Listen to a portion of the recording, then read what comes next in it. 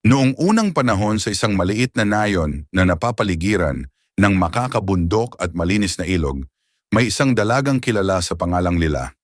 Siya may napakagandang mukha at mahabang buhok na kasing itim ng gabi. Ang kanyang mga mata ay kumikislap na parang mga bituin. Siya ay kilala sa kanyang kahusayan sa pangangalaga ng mga halaman at sa mga halamang gamot na kanyang ginagawa.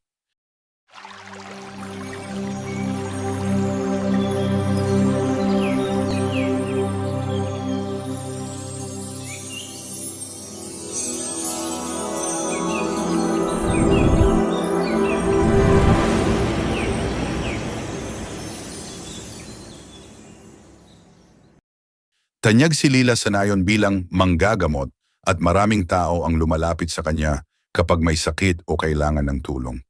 Ngunit may isang bagay tungkol kay Leila na hindi alam ng mga tao sa kanyang paligid. Sa likod ng kanyang kagandahan at kabutihan, siya ay may isang matinding lihim. Sa gabi, siya ay nagiging isang ahas, isang malaking ahas na may makislap na balat at mga mata na tila naglalaro sa ilaw ng buwan. Sa kanyang anyong ahas, siya ay lumilipad sa kalikasan, tinutulungan ang mga hayop at nagbabantay sa kagandahan ng kanyang nayon. Siya ay isang malalim na tagapayo sa mga tao sa kanyang nayon at marami ang dumadayo sa kanya upang humingi ng lunas sa iba't ibang karamdaman. May mga sabi-sabi na siya ay may kakaibang ugnayan sa kalikasan. Siya raw ay may kakayahang makipag-usap sa mga hayop at halaman at kapag siya ay nagtutulungan sa mga ito, ang mga halamang gamot na ginagamit niya ay nagiging mas epektibo. Minsan ang mga hayop ay nagdadala sa kanya ng mga herbal na gamot mula sa kagubatan na ginagamit niya upang magpagaling ng mga tao. Siya ang simbolo ng kalusugan at balanse sa kalikasan. Ang kanyang kakayahan ay hindi isang sumpa, kundi isang biyaya. Dahil sa kanyang pagiging tagapangalaga ng kalikasan, ang mga hayop at halaman ay tumutulong sa kanya at siya naman ay tinutulungan ng mga tao upang mapanatili ang kalusugan ng katawan at kalikasan. Ang kwento ng babaeng ahas ay nagsisilbing paalala ng kahalagahan ng balanse sa kalikasan at kung paanong ang ugnayan ng tao at kalikasan ay isang sagradong bagay. Siya ay isang simbolo ng pagpapahalaga sa likas na yaman at ng malalim na koneksyon ng tao sa kalikasan at nagpapakita ng kahalagahan ng pagtutulungan sa lahat ng nilalang. Isang araw, isang dayuhang mangagalaga ang dumating sa nayon. Ang pangalan nito ay Marco, isang magaling na manguulat ng mga bagay na kamangha-manghang likha ng kalikasan.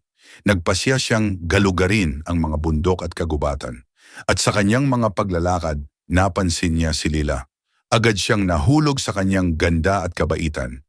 Habang naglalakad si Lila, napansin na may taong malapit sa kanya. "Hala, pasensya na!" Nagkabanggaan sila at nahulog ang mga gamit ni Marco. Nagulat si Marco at yumuko para pulutin ang mga gamit. "Aba, pasensya na rin. Hindi ko po kayo nakita. Salamat at tinulungan niyo ako." Tinutulungan ni Lila si Marco na pulutin ang mga gamit. "Walang anuman. Taga-ibang nayon ka ba?" Tinutok ang mga mata sa mga gamit ni Marco. Nagulat si Marco na may nakapansin sa kanya. "Oo, bago lang ako dito. Si Marco po." Inaabot ang kamay. "Lila po." Ang tugon ni Lila habang nakangiti. "Anong dala mo?" Mga libro at kagamitan tungkol sa mga halamang gamot," sabi ni Marco. "Nag-aaral ako tungkol sa mga tanim dito. Wala kasi akong alam tungkol sa inyong mga halamang gamot." Ganun ba?" Tugon ni Leila. "Kung gusto mo, tutulungan kita. Marami kang matututunan dito sa amin." "Talaga? Salamat." Tugon naman ni Marco, "Nahihirapan kasi ako maghanap ng mga halamang ginagamit ng mga tao rito." Nakangiti si Lila. "Wala kang dapat ipag-alala. Dito sa amin lahat ng tao may alam tungkol sa mga halamang gamot. Basta sumama ka lang sa amin." "Maraming salamat, Leila. Siguro nga kailangan ko ng tulong." "Walang anuman, Marco. Ang saya nga ng makilala ka. Mabuti pa, sabayan kita sa pagpunta sa ilog. Marami kang matutunan." "Sige, salamat talaga, Lila. Masaya akong matulungan mo ako." Ang simpleng pag-uusap na ito ay naging simula ng isang magandang pagkakaibigan at pagtutulungan.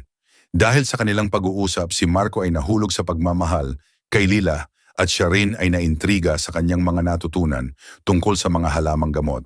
Tuwing sila ay magkikita, laging may samot-saring kwento si Lila tungkol sa mga halamang ginagamit niya sa kanyang panggagamot.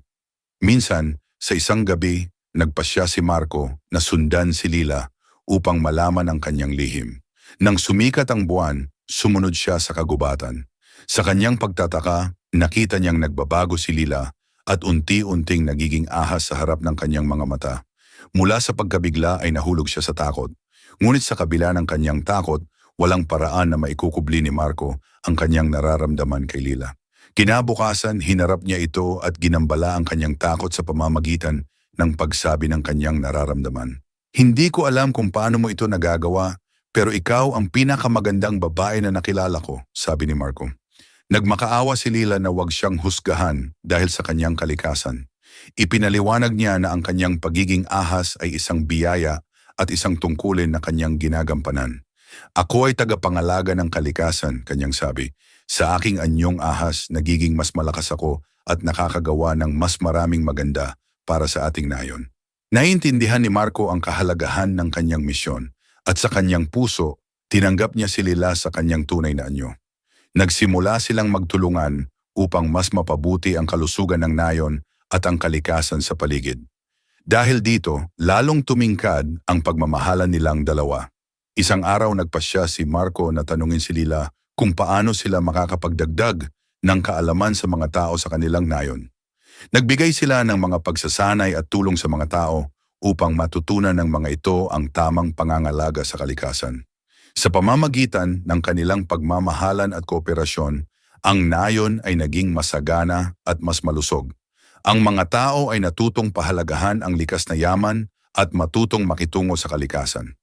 Si Lila bilang ahas ay nagtuturo sa kanila ng mga tradisyonal na medisina, habang si Marco naman ay nagbigay ng kaalamang makabago sa kanilang pamumuhay. Mula noon, ang babaeng ahas at ang kanyang minamahal na tao ay naging simbolo ng balansi at pagkakaunawaan sa pagitan ng tao at kalikasan.